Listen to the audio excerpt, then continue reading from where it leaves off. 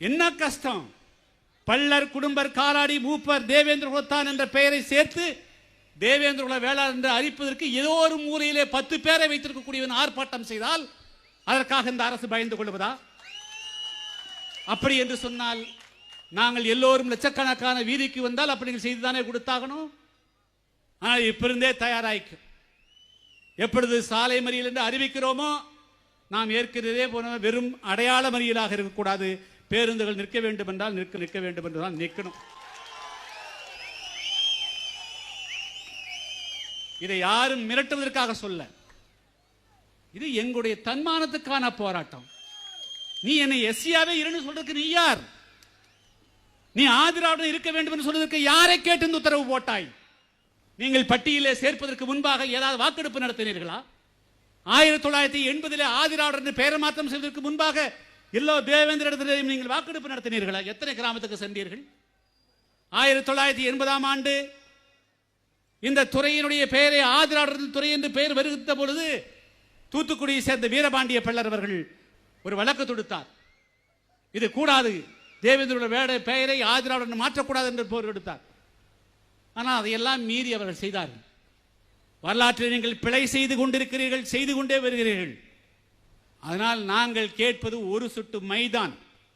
வேறு எந்த விதமான யாசகத்தையும் எந்த இலவசத்தையும் நாங்கள் கேட்கவில்லை. ஒரே ஒரு அடையாளம், பள்ளர்கள் என்று வேறு புதிதாக அல்ல, தேவேந்திர வேளாளர் என்று பெயர் ஏற்கனவே இருக்கக்கூடிய 6 பேரையும் ஒன்றாக சேர்த்து ஒரே பெயரில் அறிவிப்பதற்கு இவ்வளவு தயக்கம் காட்டக்கூடிய அரசு எங்காவது உண்டா?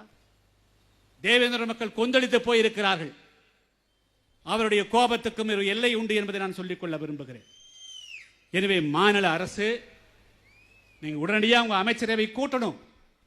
எல்லா ஆளாளுக்கு ஒன்று செய்து முதலமைச்சர் தான் முடிவெடுக்கணும்.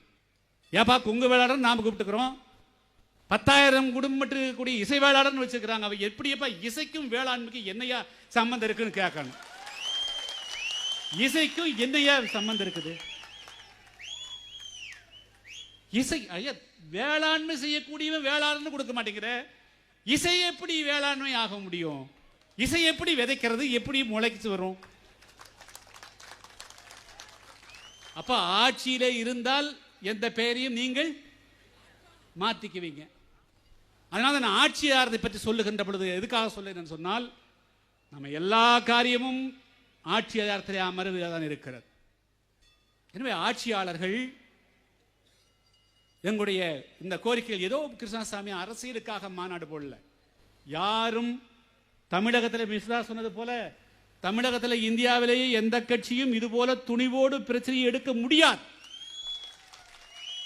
என்று சொன்னால் இதை கரணம் தப்பினால் மரணம் என்பதை போல ஏன் மற்றவெல்லாம் பேசாம இருக்கிறான்?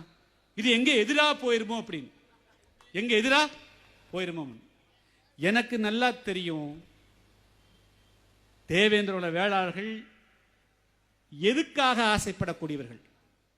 குடும்பா என்று சொன்னால் கொத்து வேண்டாம் என்று சொல்லக்கூடியவர்கள் அல்லவா இவர்கள். அந்த அளவுக்கு ஒரு சாதாரண மரியாதைக்காகவே இவர்கள் ஆசைப்படக்கூடியவர்கள். எங்களுடைய தேவேந்திர வேளாளர் என்ற பாரம்பரிய மரபு வழியான அடையாளம், இட் இஸ் எ ஜெனடிக்.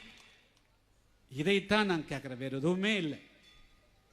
இந்த அடையாளத்தை தரதுக்கு இந்த ஒரு அரசாணைக்கு இதுக்கு காசு இல்லை, செலவில்லை, எந்த விதமான செலவுமே கிடையாது, அரசுக்கு கிடையாது. ஏற்கனவே யாருக்காவது இது போல பட்டங்கள் கொடுத்து முன்னுதாரணம் இருக்கிறதா? இருக்கிறது. சாணார்கள், கிராமணியர்கள் நாடார்களாக அரசாணை பிறப்பிக்கப்பட்டிருக்கிறது. 1991-95 பிறகுதான் உள்ளதான் பண்ணிக்கிறாங்க. கள்ளர், மறவர், அகமுடையோர் தேவர்களாக அறிவிக்கப்பட்டிருக்கிறார்கள். செட்டி என்பது செட்டியாராக, முதலி என்பது முதலியாராக இருக்கிறார்கள். ஏன் தேவேந்திர குலத்தான் தேவேந்திர வேளாளர் ஆகக்கூடாது?